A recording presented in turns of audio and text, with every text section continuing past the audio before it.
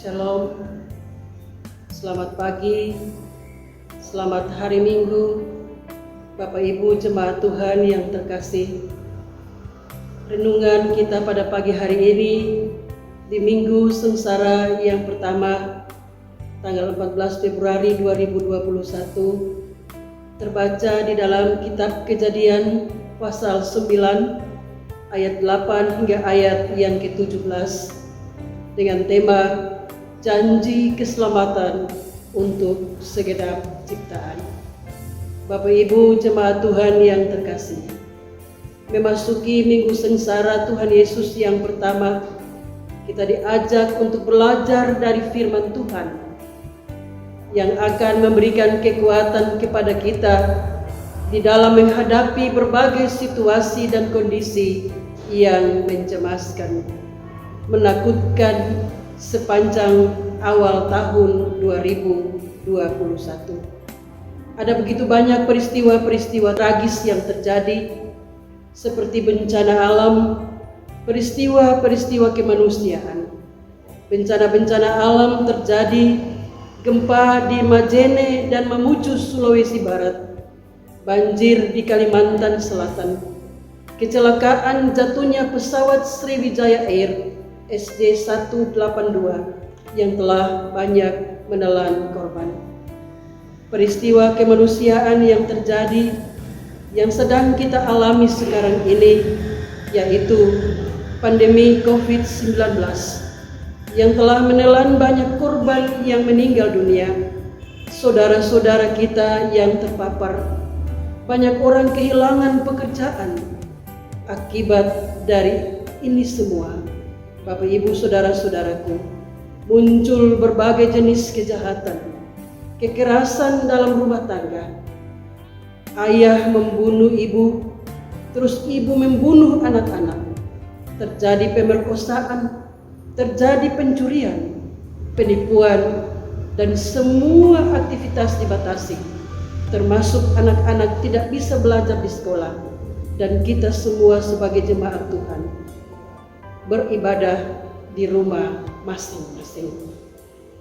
Mencermati semua keadaan yang timbul dalam kehidupan ini, maka ada beberapa pertanyaan untuk kita.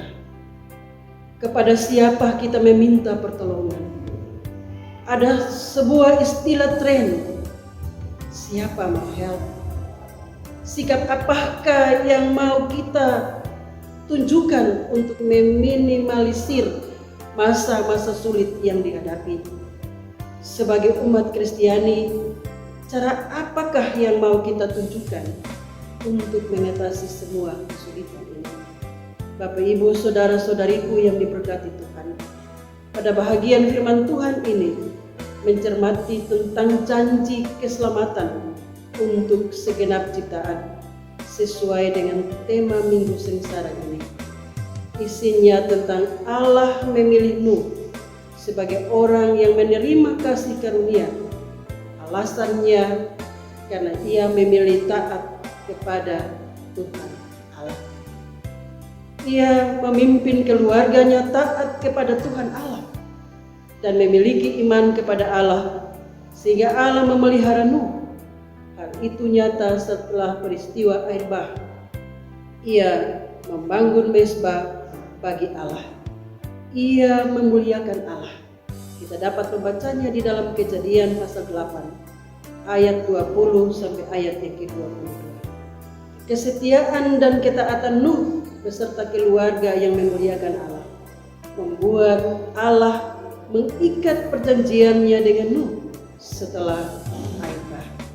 Bagaimana Allah mengikat perjanjiannya pasca air bah atau sesudah air bah untuk merawat kembali manusia dari seluruh bumi?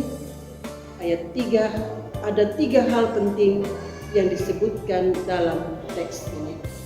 Yang pertama, anugerah Allah dinyatakan.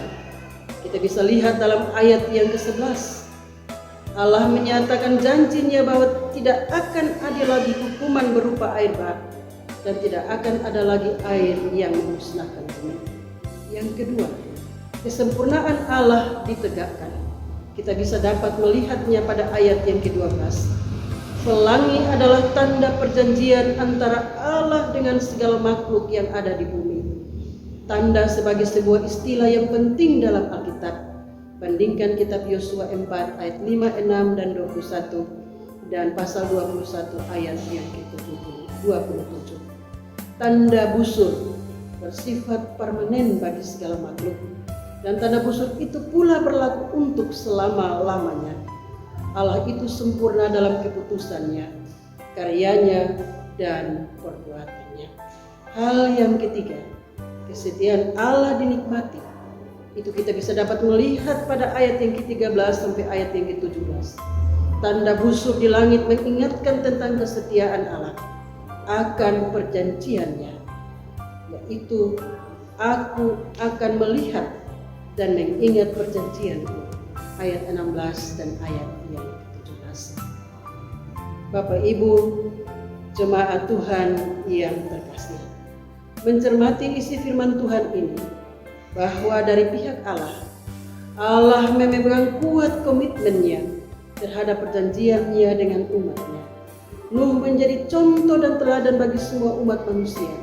Ia memelihara dan merawat keluarganya dan semua makhluk dengan kesetiaan dan ketaatan kepada firman Tuhan.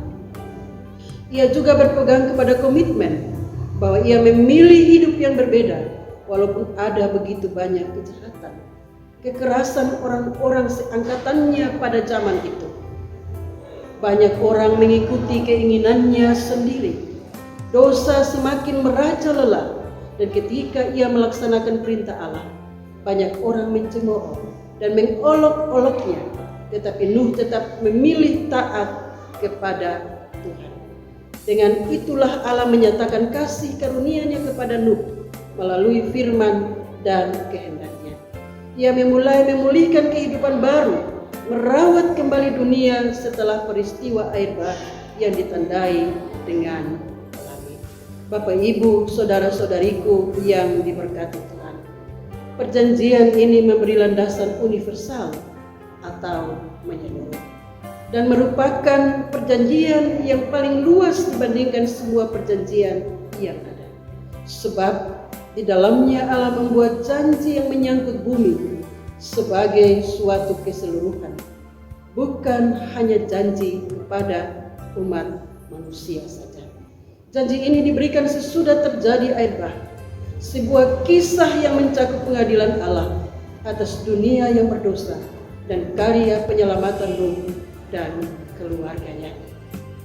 Jadi Bapak, Ibu, saudara-saudaraku, perjanjian Allah dengan Nuh sama seperti perjanjian-perjanjian lainnya diletakkan di atas dasar kasih karunia Allah yang menyelamatkan dan kehendak Allah yang sangat kuat untuk memberkati.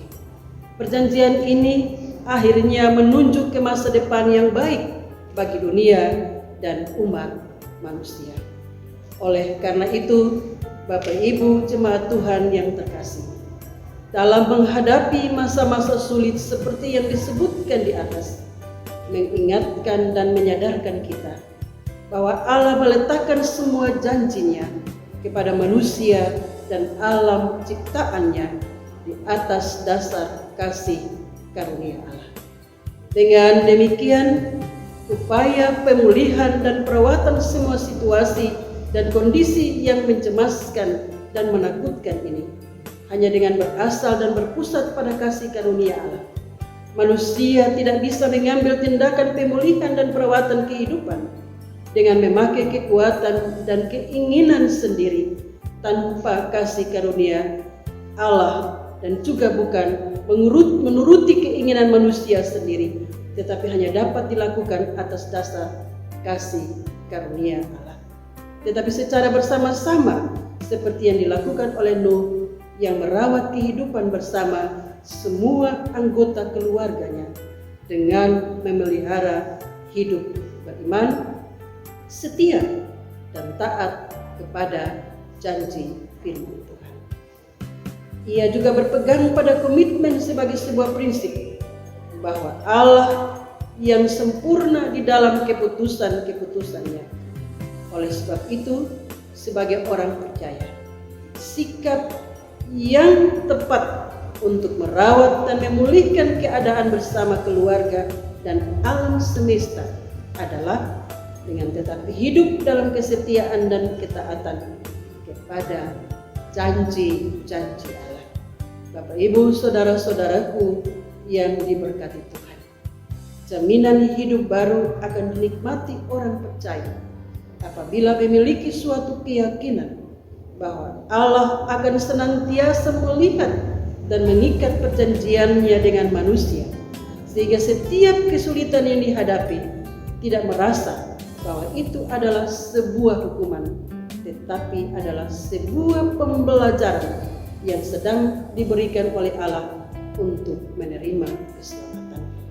Tindakan pemulihan dan perawatan dalam menghadapi masa-masa sulit ancaman pandemi COVID-19 dengan mengikuti teladan Nuh yang terus menunjukkan kasih setianya kepada Allah, itulah yang dapat memulihkan keadaan kita semua. Mari saya mengajak Bapak, Ibu, saudara-saudariku jemaat yang diberkati Tuhan, bersama-sama membangun mesbah Tuhan dalam doa dan beribadah di setiap rumah tangga, dan meluangkan waktu untuk melakukan puasa bersama seperti yang dihimbau oleh Majelis Sinode Gereja Masehi Injili di Timor dan pemerintah Kabupaten Rotendao, serta menaati protokol kesehatan. Tuhan Yesus memberkati